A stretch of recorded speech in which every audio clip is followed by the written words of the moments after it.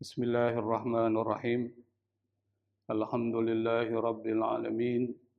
Allahumma salli wa sallim ala Sayyidina Muhammadin al-Fatihi lima ughliq wal khatimi lima sabaq. Nasiril haqqi bil haqq wal hadi ila siratikal mustaqim.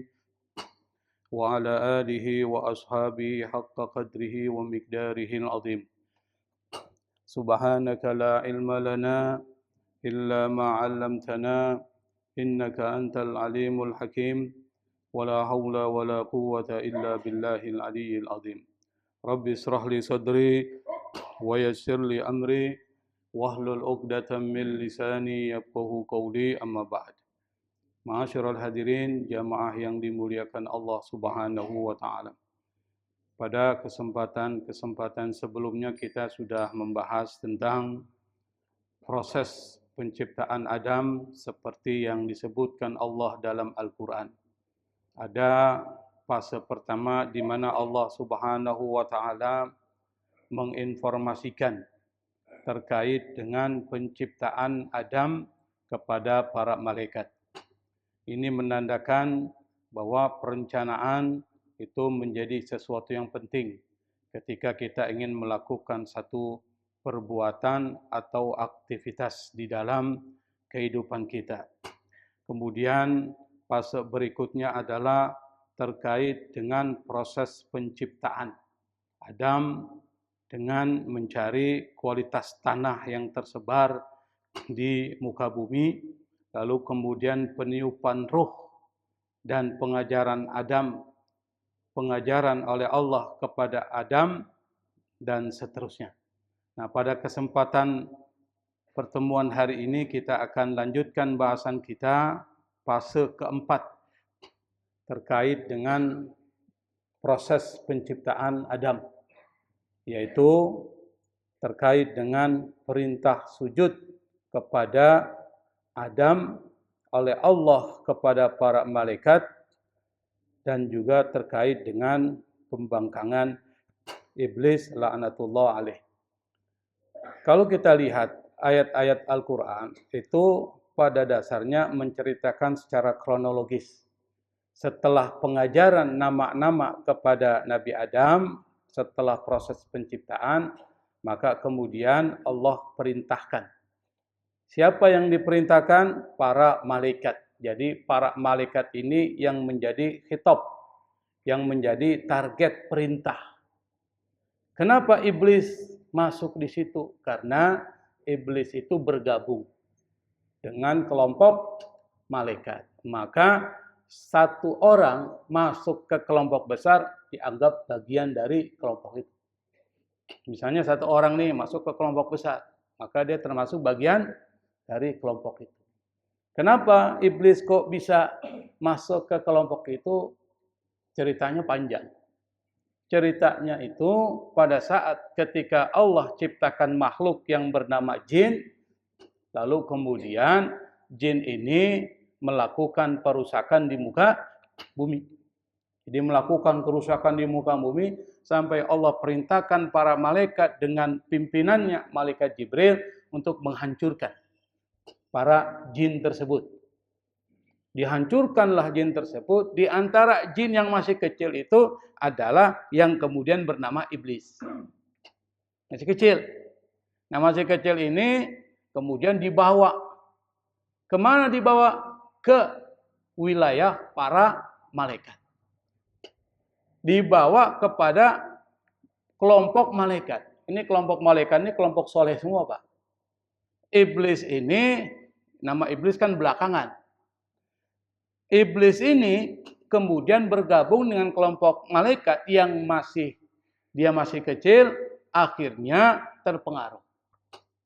Terpengaruh apa? Ibadahnya, solehnya, imannya kuat, luar biasa. Pokoknya termasuk dalam satu riwayat pernah disuruh untuk menjaga surga. Itu menurut riwayat. Nah, akhirnya iblis ini masuk ke kelompok malaikat. Padahal disebutkan kana minal jinni. Iblis itu termasuk bangsa jin. Tapi karena sudah bergabung pada kelompok besar, maka dianggap dia kena perintah.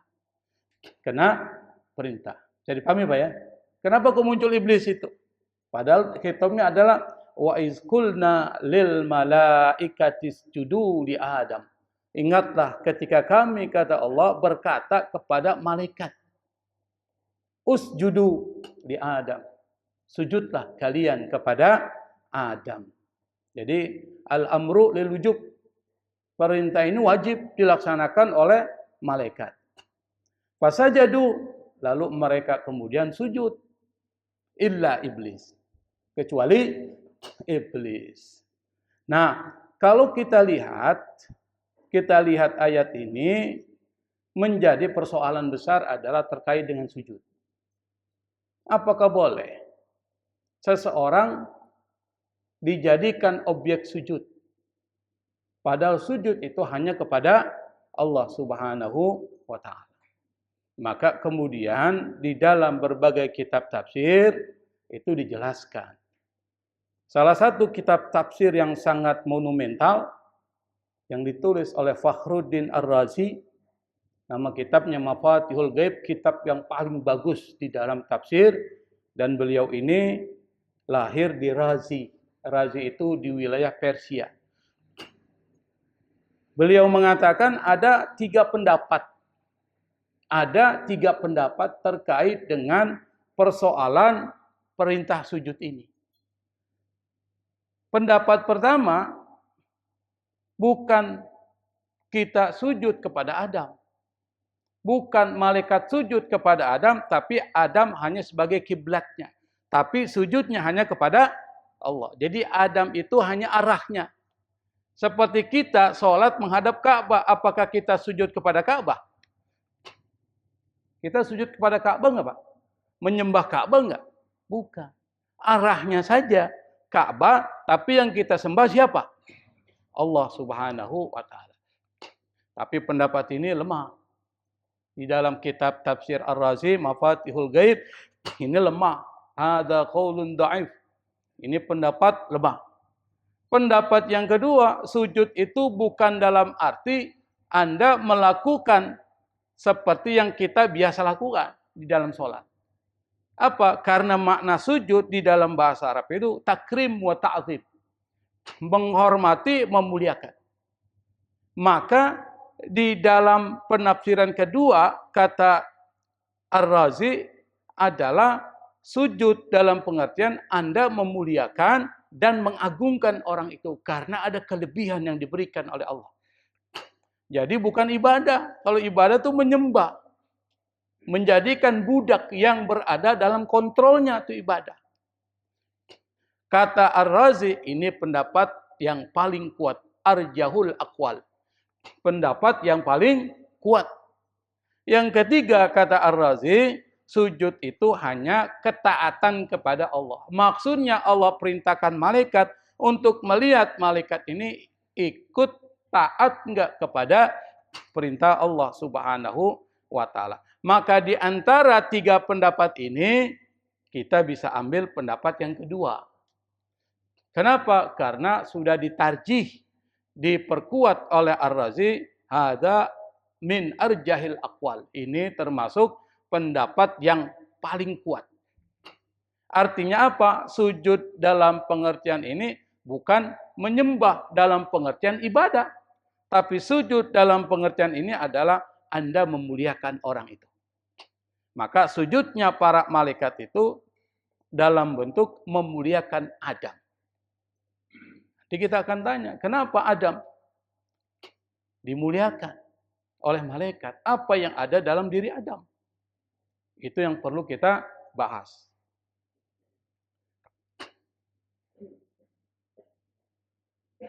Kalau kita lihat dari ayat ini, paling tidak, kenapa Adam, malaikat, hormat dan sujud kepada Nabi Adam? Karena di dalam diri Adam itu ada ilmu, Pak. Ada ilmu pengetahuan yang sudah Allah ajarkan. Sebelum ada perintah sujud, itu kan ada satu pembekalan kepada Adam.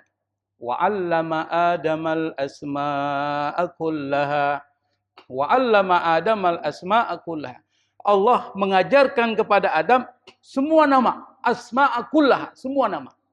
Artinya semua ilmu diajarkan oleh Allah kepada Nabi Adam. Berarti Nabi Adam punya ilmu enggak? Punya. Ketika ditanya kepada malaikat, malaikat bilang, saya enggak punya ilmu. La ilma lana illa ma 'allamtana. Enggak ada ilmu yang saya miliki ya Allah kecuali yang kau ajarkan. Maka di sini kemudian ada perbedaan malaikat dengan Adam. Di mana Adam itu dimuliakan oleh Allah karena ilmu yang ditanamkan Allah kepada Nabi Adam. Tapi ilmu di sini harus didasari oleh kerendahan hati dan amanah. Jadi bukan karena kesombongan. Kenapa? Karena nanti yang membuat iblis dilaknat oleh Allah aba wastakbar, sombong. Iblis itu apa kalahnya ibadahnya? Kita kalah Pak dengan iblis. Apa kalahnya imannya iblis dengan kita? Kita nggak sebanding dengan imannya iblis. Cuma satu yang ada dalam diri iblis adalah kesombongan. Aba wastakbar. Dan dia menggunakan logika terkait dengan persoalan perintah. Ini perintah ini Pak. Pakai logika dia. Nanti kita akan jelaskan. Maka dari apa yang terjadi antara malaikat dan Adam di sini bisa kita tarik kesimpulan apa? Menghormati orang yang punya ilmu itu menjadi bagian dari syariat Islam. Kenapa? Malaikat aja menghormati Adam karena Adam memiliki ilmu pengetahuan. Maka kita diperintahkan oleh Allah dan Rasul-Nya untuk ta'zim lil ulama. Menghormati, mengagungkan para ulama. Kenapa? Li'annahum warasatul anbiya. Karena mereka adalah pewarisnya para nabi. Nabi itu enggak mewariskan harta. Tapi yang diwariskan oleh nabi adalah ilmu pengetahuan. Makanya menghormati ulama sama dengan menghormati nabi. Kalau Anda menghormati nabi, harus menghormati ulama. Kenapa? Karena tangan kanannya para nabi dan rasul termasuk Nabi Muhammad SAW itu para ulamanya. Makanya nanti ada satu bab khusus yang dijelaskan oleh Imam Al-Ghazali dalam Ihya Ulumuddin terkait dengan al-ulama. Dari informasi yang kita ambil dari ayat tersebut, yang kita petik pesan moralnya adalah menghormati orang yang berilmu. Dasarnya mana? Dasarnya itu hadis. Banyak hadisnya, Pak. Nah, salah satu hadis yang saya kutip di sini adalah laisa min ummati man lam yujilla kabirana wa yarham saghirana wa ya'rif li'alimina haqqahu. Kata Nabi, bukan umatku. Siapa? Orang yang tidak menghormati yang lebih tua. Jadi menghormati orang tua itu penting, Pak. Jangan sok-sokan mentang-mentang ente pejabat nih, umur baru 40 tahun jadi pejabat, yang umur 60 tahun dianggap enteng aja. Harus kita mengagungkan dan menghormati yang lebih tua. Wa yarham saghirana, dan kepada yang lebih kecil dari kita, kita kasihi dia. Ada yang lebih kecil dari kita, ya kita sayangi. Dan yang ketiga, kata Nabi, bukan umatku adalah orang yang tidak memberikan haknya kepada para ulama kami, kata Nabi Muhammad SAW. Artinya apa? Para ulama termasuk orang yang harus diberikan haknya. Apa haknya? Ta'zimun lahu. Mengagungkan, menghormati para ulama. Maka kemudian di dalam sejarahnya, kalau kita bicara bagaimana ulama menghormati ulama dan orang menghormati ulama, itu banyak cerita. Salah satu ceritanya, ini saya ambil dari Ihya Ulumuddin. Akhadha Ibnu Abbasin berikabi Zaid bin Thabit. Akhadha itu artinya memegang, mengambil. Tapi di sini maksudnya memegang. Ibnu Abbasin, Ibnu Abbas. Siapa Ibnu Abbas? Ulama. Yang didoakan oleh Nabi memiliki ilmu tentang pemahaman Al-Quran dan takwil terhadap Quran. Makanya Ibnu Abbas, Abdullah Ibnu Abbas, dia seorang perawi hadis, termasuk 6-7 perawi hadis dari sahabat yang terbanyak, dan dia adalah seorang mufassir pada zaman sahabat. Setelah Rasulullah meninggal, Dia termasuk mufassir awal atau mufassir terkemuka di dalam kelompok sahabat Nabi. Dan dia punya kitab tafsir, saya lupa namanya. Dia pegang rikab Zaid bin Sabit. Zaid bin Sabit ini mau naik onta. Mau naik onta, kan ada talinya tuh. Dia pegang tuh tali itu. Sementara Ibnu Abbas ini masih keluarga Rasulullah. Karena dia adalah anak dari siapa? Abbas. Abbas bin Abdul Muthalib. Rasulullah anaknya siapa? Abdullah bin Abdul Muthalib. Berarti antara Abbas dengan Abdullah kakak adik. Berarti Abdullah ibnu Abbas sepupu. Masih sepupu. Berarti masih keluarga, sepupu sekali. Masih keluarga. Karena dia termasuk masih keluarga Nabi, faqala Zaid bin Sabit. Anda tahu siapa Zaid bin Sabit? Seorang penulis wahyu Rasulullah. Dan beliau seorang yang paling ngerti tentang fikih pada zaman sahabat. Dan paling jago ilmu warisnya. Itu Zaid bin Sabit. Jadi kalau tanya tentang ilmu fikih, Zaid bin Sabit tempatnya. Kalau bicara tentang ilmu mawaris, tentang faraid, Zaid bin Sabit jagonya. Dua-duanya ulama nih. Pada saat Zaid bin Sabit mau naik ke ontaknya, dia pegang talinya oleh Ibnu Abbas. Kata Zaid, karena nggak enak dia. Tanah khayabna ammi Rasulillah. Mundur. Jangan kau lakukan itu, wahai anak dari paman Rasul. Maksudnya dari sepupu Rasulullah. Apa kata Ibnu Abbas? Faqala Ibnu Abbasin, Ibnu Abbas berkata, hakadha amarna an naf'ala bi ulama'ina. Demikianlah umirna, kami diperintahkan an naf'ala bi ulama'ina, untuk memperlakukan para ulama kami, antara ulama dengan ulama. Bayangkan. Apa yang telah dilakukan dilakukan oleh Zaid terhadap Ibnu Abbas? Faqabbala Zaid yada Ibnu Abbasin wa qala hakadha umirna an naf'ala bi ahli baiti nabiyina. Kata Zaid kemudian mengkecup tangan dari Ibnu Abbas dan dia berkata, hakaza, demikianlah umirna, kami diperintahkan untuk memperlakukan keluarga dan saudara dari Nabi kami Rasulullah SAW. Jadi keluarga Rasul itu kalau dianggap ahlul bait Rasulillah itu cuma 4. Di dalam kitab tafsir disebutkan cuma 4. Yang disuruh kita menghormati dan menghargai dan memberikan salawat kepada Rasulullah dan keluarganya, itu yang ahlul bait cuma 4. Fatimah, Ali, Hasan dan Husain. Itu ahlul bait. Tapi kalau yang dianggap keluarga Rasul banyak. Dari Bani Hashim, Bani Muthalib. Nah dari Bani Hashim, Bani Muthalib, keluarga Rasul, enggak boleh nerima zakat. Haram hukumnya. Makanya kalau ada mengaku keturunan Rasul nerima zakat, Pak, haram hukumnya. Kenapa enggak boleh? Kenapa? Karena Rasul larang. Kasus Ali bin Abi Thalib, ada adik Ja'far bin Abi Thalib itu pernah minta untuk dibagikan dari bagian zakat, dilarang oleh Ali bin Abi Thalib. Kenapa? Kami keluarga dari Nabi dilarang untuk memakan zakat. Tapi itu dianggap bukan ahlul bait dalam pengertian seperti yang diminta oleh Allah Subhanahu wa taala untuk kita menghormati betul. Misalnya seperti contoh. Nabi pernah di dalam Al-Qur'an mengatakan, kami tidak meminta upah pun dari kalian. Ini kata Nabi nih. Tapi disebutkan dalam Al-Qur'an, illal mawaddata fil qurba, kecuali kecintaan kalian kepada keluarga kami. Siapa? Yaitu ahli bait Rasulullah. Siapa ahli bait Rasulullah? Fatimah, Ali, Hasan dan Husain. Itu ahlul bait. Maka ketika kita Allahumma sholli ala Sayyidina Muhammad wa ala ali Sayyidina Muhammad, itu 4 kelompok itu. 4 kelompok.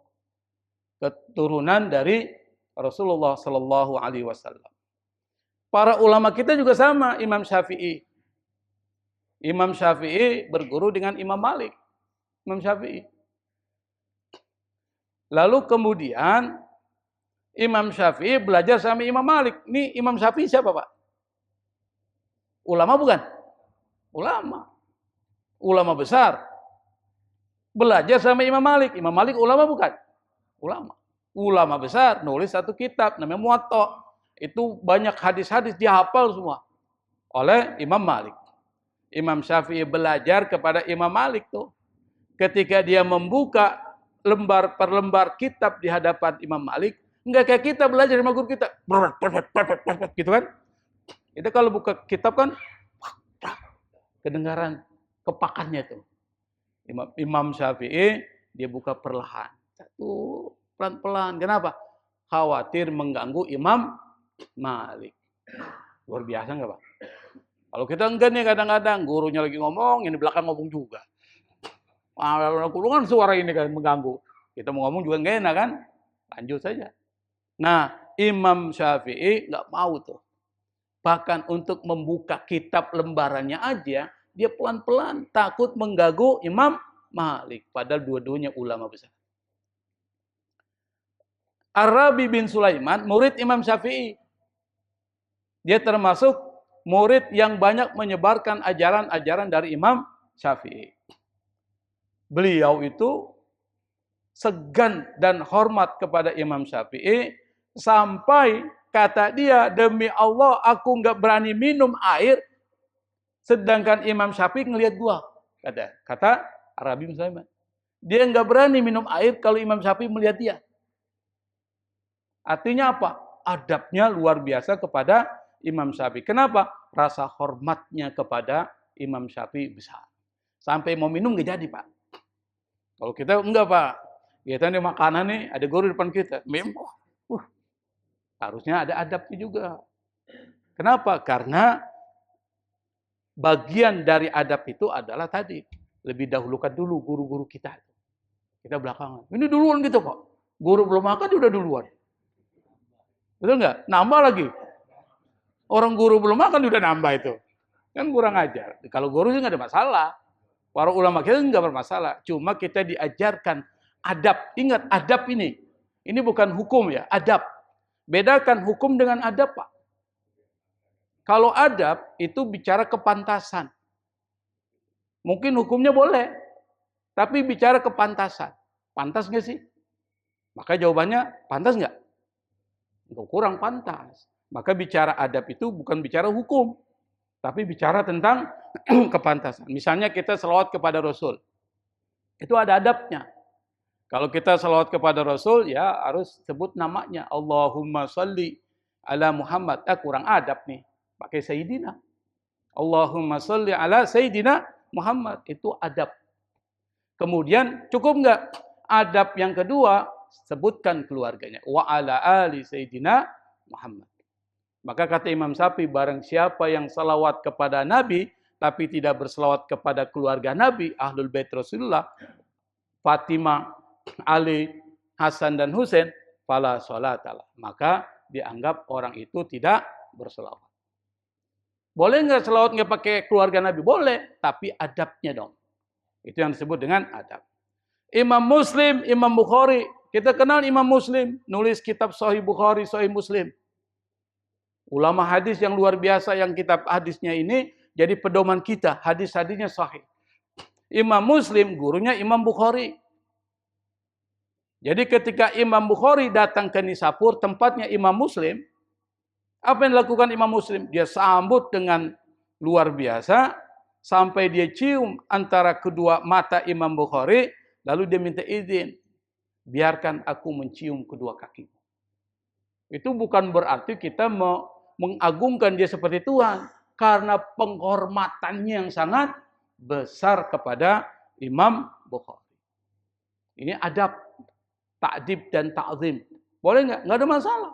Seperti ada kita nih belajar di pesantren, ada guru kita. Kita cium tangan. Ada yang bolak-balik nggak? Cium tangan bolak-balik. Boleh nggak? Boleh. Itu bagian dari adab. Artinya apa? Penting. Tapi boleh nggak bolak-balik? Ya boleh juga. Ini kan soal adab ini. Makanya kalau ketemu guru jangan, Ustadz. Loh, Ustadz aja loh. Apalagi panggil namanya. Panggil namanya jangan, adab. Kita panggil dengan sebutannya. Kenapa? Karena dia dikenal sebagai guru, apalagi ulama. Tapi ingat, yang dimaksud ulama ini adalah ulamaul akhirah. Ulama akhirat. Kalau ulama dunia lain, Pak. Tapi kalau ulamaul akhirah adalah warasatul anbiya. Nah, ketika seluruh malaikat taat, kan malaikat taat ini. Apa hikmahnya dengan ketaatan malaikat kepada Allah Subhanahu wa taala? Yang namanya taat itu nggak perlu mempertanyakan. Kalau Allah suruh sholat, ya sholat. Nggak usah tanyain, apa sih manfaatnya sholat? Ya sholat dulu, nanti manfaatnya belakangan. Disuruh puasa oleh Allah, puasa. Itu taat tuh. Malaikat pada saat ketika diperintahkan oleh Allah Subhanahu wa taala, apakah malaikat nanya, mengapa saya harus sujud sama Adam? Apakah malaikat tanya, apa kelebihan Adam dibandingkan kami? Nanya enggak, Pak? Nanya enggak malaikat? Enggak. Ketika Allah bilang, usjudu li Adam. Di dalam Al-Quran disebutkan langsung, fasajadu. Enggak pakai jeda itu. Maka kemudian mereka sujud kepada Adam, dalam artian menghormati Adam. Itu namanya taat. Kita bisa belajar kepada Nabi Ibrahim tuh. Nabi Ibrahim. Nabi Ibrahim ini kan diperintah untuk nyembelih putranya, Ismail. Kira-kira Nabi Adam protesnya sama Allah? Protes nggak? Disuruh untuk menyembelih Ismail. Inni ara fil manami anni azbauka fandur madza tara.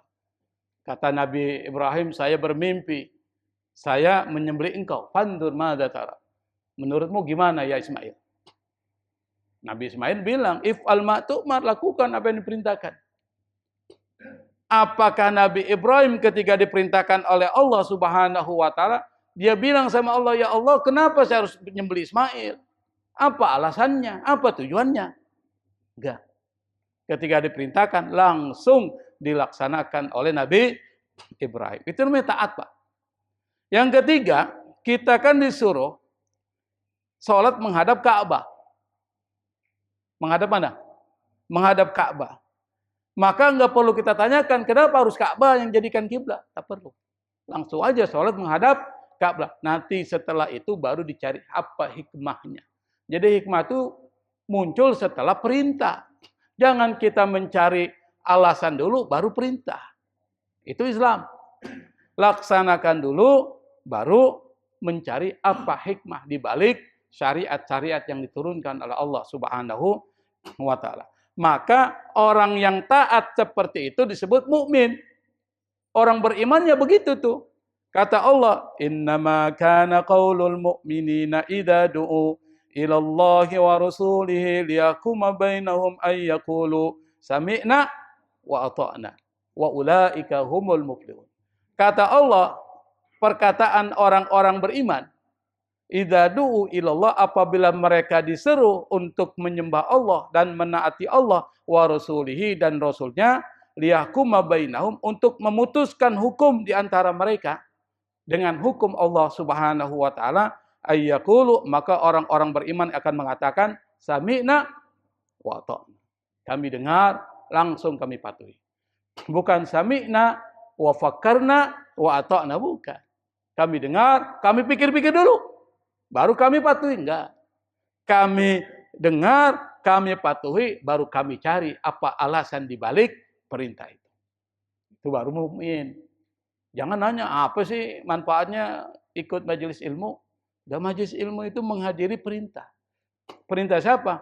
Rasulullah. Kalau Anda mengaku cinta kepada Rasulullah, maka taati apa yang dibawa oleh Rasulullah. Apa yang dibawa Rasulullah? Suruh menghadiri majelis ilmu. Apa manfaatnya menghadiri majelis ilmu? Ente tahu mana benar, mana buruk. Ente tahu mana persoalan yang terkait dengan ibadah-ibadah, mana yang bukan, dan seterusnya. Kita belajar dari majelis ilmu, baru kita tahu tentang apa yang harus kita lakukan. Malaikat taat tanpa kompromi, tanpa membantah, tanpa komplain, dan tanpa bertanya ke malaikat. Gimana dengan iblis? Ini kan ibaratnya kan kalau malaikat itu, dan kita bisa contoh mereka itu seperti seorang pasien datang ke dokter, Pak. Bapak pernah sakit kan? Pernah Pak? Sering katanya, sering. Bukan pernah, sering. Seminggu 3 kali. Seminggu 3 kali. Apa? Meriang, masuk angin. Itu penyakit kita itu. Penyakit orang kemanggisan meriang, masuk angin. Dikerok tuh kan. Dikerok bukan hilang, hilang sementara, besok datang lagi. Nih, ini dikerok. Nah, akhirnya seorang pasien datang ke mana kalau sakit? Dokter. Dokter bilang, sakit ente ini obatnya ini. Ente bantah nggak? Bantah nggak? Pernah nggak datang ke dokter bantah apa yang dikatakan dokter?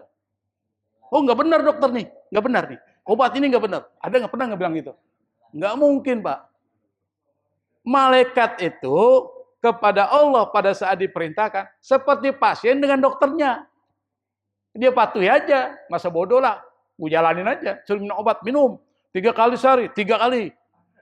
Sebelum makan, minum juga ikutin. Ada yang nggak patuhi? Nggak mungkin nggak patuhi apa yang dikatakan dokter. Seperti itulah ketika kita terhadap Allah Subhanahu wa Ta'ala. Jiwa kita, seluruh raga kita serahin sama Allah. Kalau Allah perintahkan sholat, sholat. Kalau Allah perintahkan puasa, puasa. Zakat, zakat. Jangan ditanya, kenapa gua harus sholat?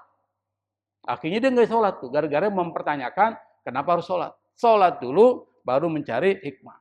Tapi apa yang terjadi dengan iblis? Aba wastakbar. Iblis ini aba menolak. Wastakbar bukan cuma menolak perintah, tapi sombong. Ya enggan melaksanakan perintah Allah dan sombong. Kenapa dia sombong? Karena dia merasa lebih mulia dari Adam. Nah, ini muncul persoalan besar adalah kejahatan pertama yang muncul di muka bumi ini adalah istikbar. Sombong. Merasa diri paling hebat. Karena apa? Kesombongan atas alasan apapun itu menjadi akar kebinasaan. Iblis, kenapa dilaknat oleh Allah? Kenapa dikeluarkan dari surga? Karena persoalan sombong, Pak. Nah, sombong biasanya alasannya banyak. Sombong itu bisa karena hartanya banyak. Harta gue banyak, kontrakan gue 100. Orang lain nih dianggap rendah. Karena merasa dirinya lebih banyak hartanya, lalu kemudian merendahkan orang lain yang memiliki harta kurang dari dia. Satu. Atau dia punya jabatan tinggi. Jabatannya tinggi, Pak. Lalu orangnya tidak punya jabatan, orang-orang kampung dianggap enteng tuh. Karena alasan jabatan. Atau karena nasab, dia merasa keturunan hebat, lalu dia merendahkan yang lain. Itu nasabnya. Dulu kan kita sering dengar ada yang disebut dengan ras Arya, ras yang merasa lebih tinggi daripada ras lain kan. Lalu kemudian mereka bisa menindas semaunya. Atau ras kulit putih menindas ras kulit hitam. Maka muncullah gerakan-gerakan tuh. Ada revolusi Inggris, revolusi Prancis tuh. Dan kemudian kita juga mengenal orang-orang Yahudi nih, orang-orang Yahudi merasa dia lebih mulia daripada yang lain, maka dia menindas orang-orang Palestina. Kenapa? Kesombongan. Nah, kesombongan itu kalau kita lihat cerita-ceritanya adalah akar kebinasaan. Apa indikator sombong? Merasa dirinya paling hebat, merasa dirinya paling benar, dan merasa dirinya paling besar. Itu sombong. Misalnya, saya punya ilmu nih, karena saya merasa ilmu saya banyak, maka saya rendahkan ke orang-orang yang berada di bawah saya. Itu sombong, Pak. Meskipun dia ulama, meskipun dia ustadz, meskipun dia guru, tapi kalau dengan ilmunya dia merasa dirinya hebat, lalu kemudian menyalahkan orang lain, itu dianggap sombong. Kita kan lihat banyak orang-orang, kelompok-kelompok yang merasa dirinya hebat, Pak. Orang lain disalahin. Banyak nggak? Banyak. Harusnya nggak boleh begitu. Misalnya, saya beri contoh. Persoalan terkait dengan maulid misalnya. Maulid. Tahu maulid kan? Maulid Nabi. Kan ada orang ngerayain nih. Apa dia bilang? Bid'ah tuh. Bid'ah. Bid'ah finar. Jadi kita ini masuk neraka semua nih, Pak. Kalau menurut kelompok itu. Seharusnya nggak boleh ngomong gitu. Itu artinya sombong. Kenapa sombong? Merasa diri paling benar lalu kemudian menyalahkan orang. Padahal di dalam maulid itu dia harus tahu apa isinya. Yang kedua, apakah ada larangan dari Rasulullah merayakan maulid? Ada nggak larangannya? Nggak ada. Itu bagian dari tradisi. kebiasaan yang itu termasuk kebiasaan bagus. Kenapa? Pertama, bagusnya ngumpul sama-sama silaturahmi. Ada perintahnya nggak silaturahmi? Ada. Di dalam perayaan Maulid kita baca kisah Rasulullah, bercerita tentang Rasulullah, memuji Rasulullah, berselawat kepada Rasulullah. Ada nggak perintahnya? Ada, Pak. Memuji Rasulullah itu bahkan perintah. Kenapa? Bagian dari cinta kepada Rasulullah adalah Anda memuji-muji Rasulullah. Kenapa Rasulullah perlu kita puji? Karena Rasulullah pantas untuk dipuji, sempurna. Pujian kepada Rasulullah akan kembali kepada kita. Makanya ada satu cerita. Ini cerita ini seorang penyair Arab dari dinasti Umayyah. Jadi pada zaman dinasti Umayyah. Jadi dinasti Umayyah ini adalah satu dinasti setelah kepemimpinan dari para sahabat Nabi. Setelah zaman sahabat ada zaman dinasti-dinasti. Nah, dinasti yang pertama adalah Umayyah, baru kemudian Abbasiyah. Dinasti Umayyah, Abbasiyah. Nah, pada zaman dinasti Umayyah itu ada seorang penyair Arab namanya Farazdak. Kalau kita belajar sastra Arab, terutama syair, pasti akan kenal dengan nama orang ini. Kalau kita kuliah di Fakultas Adab, IAIN atau UIN, dan belajar sastra Arab, akan mengenal nama Farazdak ini. Nih, Farazdak ini punya kebiasaan. Setiap tahun, dia pasti melaksanakan haji. Setiap tahun. Setelah dia melaksanakan haji, ritual di Mekah, dia kembali ke Madinah. Ziarah ke makam Rasulullah. Itu kebiasaannya. Setiap ada di makam Rasulullah, dia bikin syair. Syair ini pujian. Pujian kepada siapa? Pada Rasulullah. Dia buat syair-syair. Mengagungkan, memuji Rasul. Seperti sahabat Nabi Hasan bin Thabit, kemudian Abdullah bin Rawaha, Ka'ab bin Zuhair. Itu kan penyair-penyair pada zaman Rasulullah. Itu memuji Rasul. Bahkan ada satu qasidah yang memuji Rasulullah yang tulis Imam Al-Busiri. Qasidah Burda. Tahu kan? Yang di dalam itu. Muhammadun sayyidul kaunaini wassaqalaini wal fariqaini min urbin wa min ajami. Itu kan ada. Itu pujian kepada Rasul. Itu ditulis oleh Al-Busiri dalam kitab Qasidah Al-Burdah. Nah, ketika Farazdak sedang memuji-muji Rasulullah dalam syairnya, dilihatin sama bapak-bapak. Bapak-bapak ngeliatin aja. Setelah ngeliatin, langsung dia datengin. Dia bilang, bisa nggak lu ikut gua? Kemana, Pak? Ke rumah. Biasanya orang kalau ngajak ke rumah ngapain, Pak? Hah? Biasanya ngajak makan kan? Coba Bapak bilang, Sat, bisa ke rumah nggak, Sat? Pas pikiran saya makan. Oh, diajak makan nih. Ayo aja. Nggak mungkin disuruh ngelap. Nggak mungkin disuruh nyapu kan? Rumah, Sat. Ngapain? Nyapu. Gua nggak mau. Ngapain? Pasti pikirannya makan. Farazdak juga bilang, diajak makan gue nih. Ah, kesempatan. Iyalah. Padahal dia nggak kenal tuh. Apa maksud dan tujuan ini nggak tahu. Pergilah dia berdua.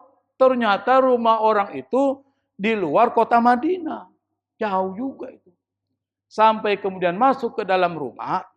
Dia nggak tahu nih motifnya apa ini. Pas masuk ke dalam rumah, dia kunci tuh pintu. Diikat dia, Pak. Farazdak diikat. Kaget dia. Karena mendadak dia nggak bisa melawan. Langsung diikat. Habis diikat, dia potong lidahnya. Dia bilang, gua paling nggak suka ada orang yang muji Muhammad itu deh. Jadi kalau ada orang muji-muji Rasulullah, dia nggak suka banget. Nggak suka. Ada nggak orang begitu, Pak? Pasti banyak tuh. Nggak suka kalau Rasulullah dipuji-puji itu. Kalau kita dipuji nggak pantas, Pak. Kenapa? Karena kita lebih banyak buruknya ketimbang baiknya. Maka kalau orang muji kita, astagfirullahaladzim. Kenapa? Nggak pantas gua. Ustaz hebat loh. Mungkin dia nggak lihat aib saya. Saya banyak aib, tapi Allah tutupi. Bayangkan kalau Allah kasih lihat, nggak ada orang yang hormat sama saya tuh, Pak. Banyak aib saya itu yang Allah tutupi. Makanya saya bersyukur sama Allah. Aib saya ditutupi oleh Allah. Maka nggak pantas kalau dipuji. Kalau dipuji orang, astagfirullahaladzim. Nggak pantas gue. Tapi kalau Rasulullah dipuji, pantas nggak? Pantas banget, Pak. Orang nggak ada dosanya. Semua yang dilakukan Rasulullah, semua tentang kebaikan. Dan Rasul jadi uswatun hasanah, contoh. Maka kalau ingin contoh Rasul, semuanya sukses. Jadi istri, jadi suami. Sukses nggak Rasulullah? Istrinya 9, Pak. Nggak ada yang minta cerai. Hebat nggak tuh Rasul? Istrinya 9, nggak ada yang minta cerai. Hebat nggak? Kita satu aja ribut mulu. Kita satu itu ribut mulu. Ini 9, nggak ada yang minta cerai. Semuanya hormat kepada Rasul. Rasul jadi guru ngajar. Kira-kira orang yang diajar Rasulullah sukses semua nggak? Sukses. Abu Bakar, Umar, Utsman, Ali, para sahabat lain luar biasa imannya, luar biasa akhlaknya. Rasul sebagai hakim, adil nggak? Kata Rasul, "Lau anna Fatimah tasaraqat laqata'tu yadaha." Kalau seandainya Fatimah mencuri, saya pasti potong tangannya. Saking adilnya sampai Fatimah yang paling dicintainya, dia pasti akan potong. Tapi nggak mungkin Fatimah mencuri. Keturunan Rasulullah nggak mungkin mencuri. Kenapa? Allah jaga itu. Yang disebut Ahlul Bait Rasulillah, 4 orang itu nggak mungkin melakukan perbuatan yang buruk memalukan Rasulullah. Maka kata Rasul itu hanya memberikan satu contoh. Kalau seandainya Fatimah mencuri, saya potong tangannya. Dan nggak mungkin Fatimah mencuri. Artinya apa? Ingin mengatakan kepada kita, hukum harus ditegakkan secara adil. Dan Rasulullah adil. Rasul dicontoh sebagai presiden, pemimpin. Luar biasa, Pak. Nggak ada satupun rakyatnya yang mengeluh terhadap Rasul. Ada nggak rakyat mengeluh kepada Rasulullah? Nggak ada. Semuanya memuji Rasul. Mencintai Rasulullah. Rela mati untuk Rasulullah. Maka kalau kita muji dia, pantas. Dan Rasul nggak ada masalah. Kecuali muji jangan berlebihan. Muji berlebihan menganggap Rasul sebagai Tuhan. Itu berlebihan. Seperti orang-orang Kristen mengangkat Nabi Isa jadi Tuhan. Itu terlalu berlebihan. Namanya al-ghuluw fiddin. La taghlu fi dinikum, kata Allah. Jangan berlebihan. Seperti orang Yahudi angkat Uzair sebagai anak Tuhan. Berlebihan. Itu nggak boleh. Tapi kalau kita muji Rasulullah SAW, itu pantas. Nah, setelah beliau Farasdak dipotong lidahnya, dia lepas, Pak. Dia udah sakit nih. Lidahnya dipotong, Pak. Sakit nggak? Coba kalau Bapak lidahnya saya potong. Sakit nggak? Wah, sakit banget, Pak. Akhirnya dilepas. Dia nggak bisa berdaya, Pak. Mau ngelawan juga nggak bisa. Akhirnya dia pulang. Dia kembali ke Madinah. Lalu pergi mendekati makam Rasulullah. Makam Rasulullah nggak seperti sekarang. Itu dulu masih bisa. Zaman dinasti Umayyah masih terbuka. Masuk ke makam itu. Lalu kemudian dia ngomong. Karena Rasul jangan anggap Rasul itu mati. Bal ahya'un inda rabbihim yurzaqun. Tapi Allah berikan rezeki hidup. Kalau kita jawab, kita selawat kepada Rasul, Rasul jawab salam kita. Jawab selawat kita. Akhirnya dia ngomong, ya Rasul, kalau seandainya yang saya lakukan memujimu dalam syair-syair saya, tidak kau cintai, tidak kau sukai, dan kau tidak ridho, biar lidah saya tetap terpotong. Nggak usah lagi lidah saya ini utuh. Sehingga saya tidak lagi memuji-mujimu dalam syair. Tapi kalau seandainya yang kulakukan ini kau ridhoi, kau suka, ya Rasul, tolong minta sama Allah, kembalikan lagi lidahku itu. Dia ngomong begitu. Tertidurlah dia di makam Rasulullah. Dalam tidurnya dia mimpi. Rasul datang sama dia. Datang. Farasdak, mana tuh sisa potongan lidahmu itu? Apa yang kau lakukan, saya ridho dan saya senang. Akhirnya setelah itu Farasdak dalam mimpinya, ini dalam mimpinya, dia pegang sisa potongan lidah yang dipotong itu dikasih ke Rasul. Rasul ambil, lalu dia sambung. Sambung. Dalam mimpi, Pak. Kita nggak pernah mimpi gitu kan? Dalam mimpinya disambung. Besok paginya dia bangun, lidahnya utuh. Lidahnya sudah, ini sejarah, cerita. Akhirnya, dia saking semangatnya dia puji lagi Rasul. Dia bikin syair-syair tentang Rasulullah. Dia puji. Seperti banyak para ulama kita di dalam kitab-kitab Maulid itu memuji-muji Rasulullah. Tapi nggak berlebihan. Nah, pada saat dia muji, Pak, dia muji. Ada lagi anak muda ngeliatin dia. Ngeliatin, deketin dia bilang, bisa nggak saya undang kau ke rumah? Oh, kepikiran dia. Dulu gue pernah diundang, lidah gue potong. Wah, gimana ya? Pikir-pikir dia. Ah, sudahlah, husnuzon aja. Baik sangka sama Allah, akhirnya dia ikut. Jalan pergi, pas pergi itu, ternyata di luar kota Madinah. Masuk ke rumah yang sama, Pak. Masuk dulu, dia ingat masih. Orang kalau dipotong lidahnya kan trauma kan. Ini rumah yang pernah gue dipotong lidah gue nih. Akhirnya dia masuk, kaget dia. Ini rumahnya nih. Udahlah, husnuzon aja. Karena orangnya beda. Pas dia masuk, ternyata di dalam rumah itu ada satu tempat, kayak penjara begitu Pak. Kerangkeng. Di dalamnya ada seperti gorila Pak. Kayak monyet tuh, gorila. Matanya merah. Dia bertaring tuh, beringas. Dia tanya sama tuh orang, siapa itu? Itu bapak saya yang pernah memotong lidahmu. Allah hukum dia jadi seperti itu. Makanya saya undang kau hanya satu saja. Tolong maafin bapak saya. Jadi dia minta supaya maafkan apa yang pernah dilakukan bapaknya. Karena apa? Nggak suka sama Rasul kalau dipuji-puji. Sampai orang yang muji dia potong lidahnya. Akhirnya dia maafin oleh Farazak. Karena Farazak juga seorang penyair, seorang ulama. Dimaafin. Kalau gitu saya maafkan. Itu orang Pak yang berubah jadi gorila. Beringas, matanya merah. Lalu kemudian tiba-tiba dia berubah jadi manusia kembali dan meninggal. Saat itu dia langsung meninggal. Apa yang bisa kita petik? Kalau kita lihat kisah ini, siapapun yang benci sama Rasulullah, hati-hati. Siapapun yang melarang orang untuk memuji-muji Rasulullah, hati-hati Pak. Maka kalau ada orang baca qasidah, jangan ente larang. Jadi monyet nanti. Repot kan? Makannya pisang. Yang biasa makan daging, makan pisang. Cak coklat ya. Saya pikir ini ya, karena waktu kita nggak banyak, insya Allah pada pertemuan yang akan datang, kita akan bicara episode Nabi Adam yang lain. Dan ini penting Pak, supaya kita tahu apa sih hikmah yang ingin disampaikan Allah terkait dengan kisah-kisah itu. Ini masih panjang nih ceritanya. Belum Nabi Adam melakukan kesalahan, apa hikmahnya, apa yang nanti pesan moral yang bisa kita petik dan seterusnya. Saya pikir ini yang bisa saya sampaikan. Allahumma musta'an. Assalamualaikum warahmatullahi wabarakatuh.